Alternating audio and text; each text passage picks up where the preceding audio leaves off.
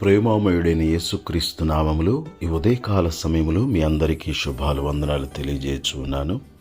ప్రియులారా, ఈరోజు దేవుని వాక్యము సామెతల గ్రంథము 14వ అధ్యాయము 1వ వచనము.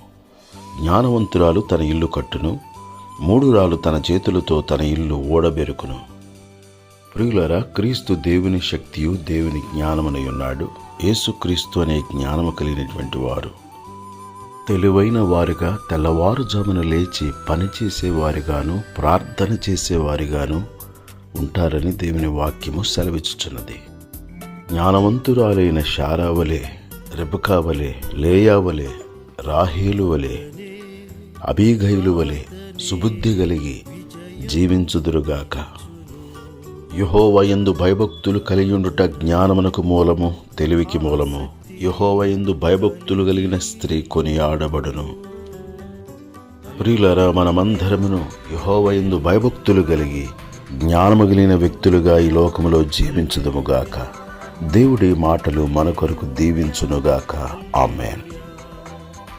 దయగల మా తండ్రి, ప్రేమగల మా యేసు ప్రభువా, నిన్ను స్తుతిస్తున్నాము. జ్ఞానమై ఉన్న నిన్ను కలిగి మేము జ్ఞానవంతులుగా బ్రతుకుటకు సహాయము చేయమని, సమయమును సద్వినియోగము చేసుకునే జ్ఞానము, ఇతరులను రక్షించే జ్ఞానము, కుటుంబాన్ని కట్టుకునే జ్ఞానము ప్రతి ఒక్కరికి దయచేయమని క్రీస్తు యేసు పరిశుద్ధమైన నామములో ప్రార్థన చేసి అడుగుచున్నాను తండ్రి.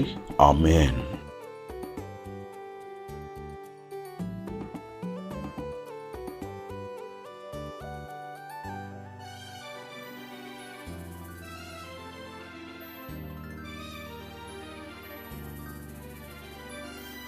పెనూయేలులో యాకోబు ప్రార్థించగా, కన్నీటిని తుడిచి ప్రభువు దీవించెగా.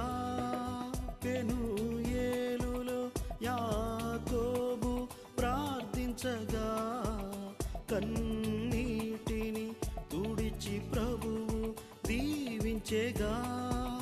నీ పేరు ఇశ్రాయేలు, నీ భాగ్యము బహు గొప్పది. నీ పేరు ఇశ్రాయేలు, నీ భాగ్యము బహు గొప్పది.